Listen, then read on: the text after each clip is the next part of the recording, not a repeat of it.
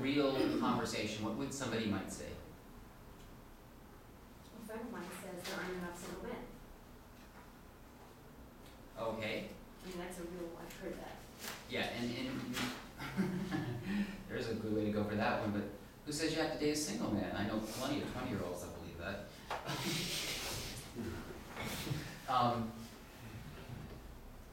That's actually factual. The happiest place at all for an older man is in like the assisted living in Florida. So like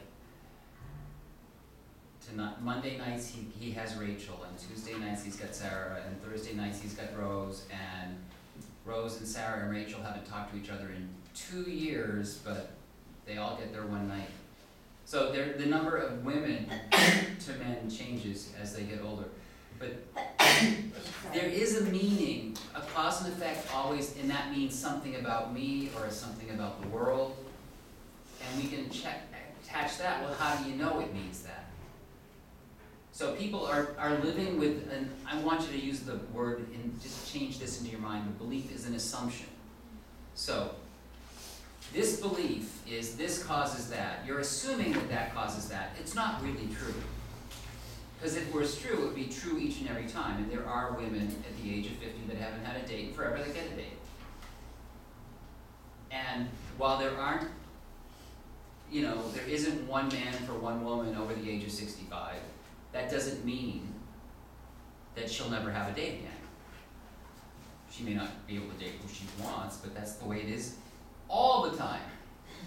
So what were you expecting to hear in that? I mean, I didn't know what, I was thinking that's what I've heard someone say. I've heard someone, would it mean she doesn't feel desirable? I mean, what's the... It means that my time has passed, or it means that I should just hang it all up. So how does that mean you should just hang it all up? Or how does that specifically mean your time has passed? So the challenge for complex equivalence is, how do you know that X means Y?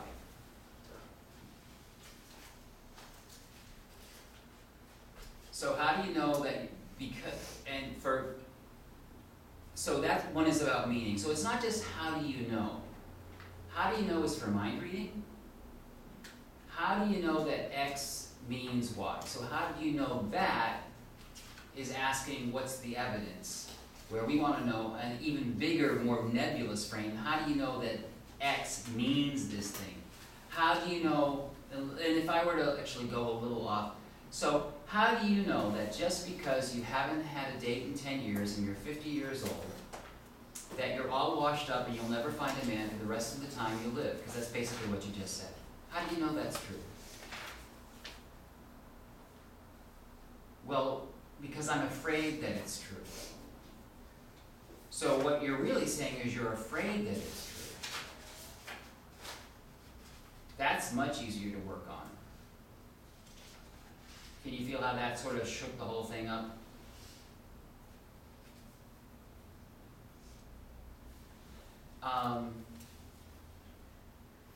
Here's a great one. I know plenty of people that were dancers and professional dancers, and they were working.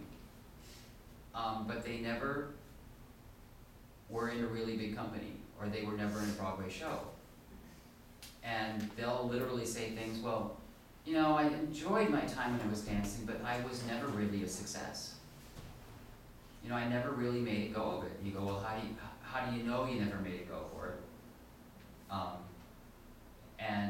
Because, I was never a soloist in the ballet company, or, yeah, so I did really well in Seattle Ballet Company. I wasn't in City Ballet or ABT or Paris Opera. So in order to be really successful as a dancer, you had to be in ABT or da-da-da-da. Then you don't know a single dancer you don't respect and thought was really wonderful that wasn't in those companies. Oh no, I know some great dancers. It doesn't necessarily mean you're going to shake it up, but it sometimes is more obvious with examples like that. You guys look pretty damn full. I'm sorry about this. The meta model is such a rich tool that we want you to see. Look at this one single sentence and go, oh my God. So let's play.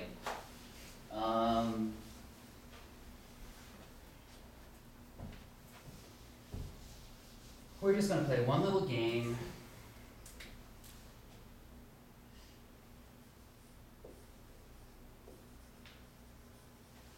He hates me. So, what would you ask within the meta model about that? Rachel. So we'll start out with who? Who? So, Mark. There's nobody named Mark. I can say Mark. How do you know? Okay, so we got a GRI, and now you did how do you know, and what pattern is that? Mind reading. Mind reading. Okay. So, how do you know that Mark how do I know that Mark hates me? Mark doesn't hate me. Because he never returns phone calls. So, Because he never returns phone calls that means he hates you? come on in. The veteran thing. Oh, is it 6 o'clock already? Yeah. Oh, sorry. Okay, so he never returns phone calls. Now, you could go right to meaning now. So you're saying that whenever a person doesn't return phone calls, that means that he hates that person. Each and every time. So does he see all of the complex equivalents have a universal on one side. And then the other side is a complex equivalent. I mean, complex equivalence on one side, there's a cause and effect and a universal. Put those together, you end up with this about meaning. There's usually a mind reading attached. But you saw how quickly we got to the complex equivalence. So when somebody doesn't return a phone call, that means they hate somebody. Wow. I'm really glad I learned that now instead of 20 years from now. So and that's being a little snarky. Yeah. But I will see you guys all in the morning. Don't worry about this. You guys are already doing way better with it than most people. Okay. Are we gonna have the same room? Can we Yes. leave our notebooks? Yes. If you're gonna leave your notebooks, leave them all piled up here because they do vacuum, believe it or not, every night.